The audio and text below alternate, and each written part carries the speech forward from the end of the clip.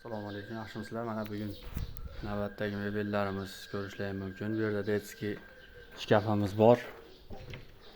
Bu tomoni vishilka, bu tomon polkali. Pastlikda tortmalari bor.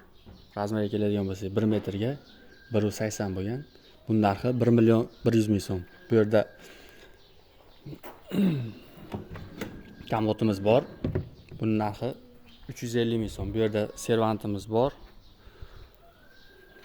Razmeri 2,5 metrga 2.10. Buning narxi 3,5 million so'm. Bu yerda divanimiz bor.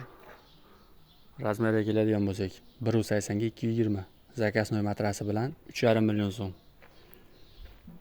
Buning orqasida 3 qanotli shkafimiz bor.